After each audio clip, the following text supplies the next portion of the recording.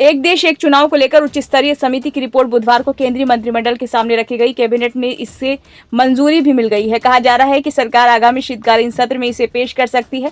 पूर्व राष्ट्रपति रामनाथ कोविंद की अध्यक्षता वाली समिति ने लोकसभा चुनाव के ऐलान से पहले मार्च में ये रिपोर्ट पेश की थी। कैबिनेट के सामने रिपोर्ट पेश करना विधि मंत्रालय के 100 दिवसीय एजेंडे का हिस्सा था। केंद्रीय मंत्री अश्विनी वैष्णव ने बताया कि केंद्रीय मंत्रिमंडल ने एक राष्ट्र एक चुनाव पर कोविंद समिति की रिपोर्ट स्वीकार कर ली है।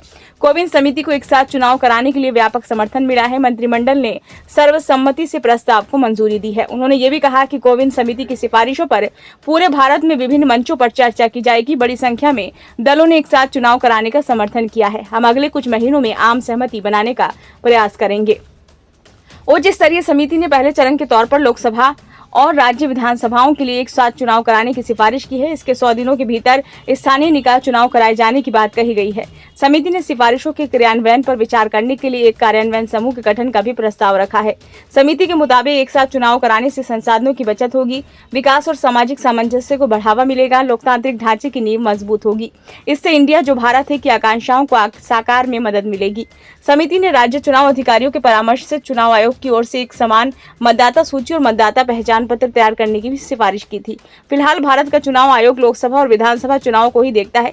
नगर पालिकाओं और पंचायतों के लिए स्थानीय निकाय चुनाव राज्य चुनाव आयोग की ओर से कराए जाते हैं। बताया गया कि समिति ने 18 संवैधानिक संशोधनों की सिफारिश की है, जिनमें से अधिकांश को राज्य विधानसभाओं से समर्थन की जरूरत नहीं होगी। हालांकि इनके लिए कुछ संविधान संशोधन विधेयकों की जरूरत होगी, जिन्हें संसद से पारित कराना होगा। एकल मतदाता सूची और एकल मतदाता पहचान पत्र में संबंध में कुछ प्रस्तावित परिवर्तनों को कम से कम आधे राज्यों से समर्थन की जरूरत होगी। इसके अलावा विधि आयोग भी जल्द ही एक साथ चुनाव कराने पर अपनी रिपोर्ट लेकर आने वाला है। प्रधानमंत्री नरेंद्र मोदी इसके पुरजोर समर्थक रहे हैं।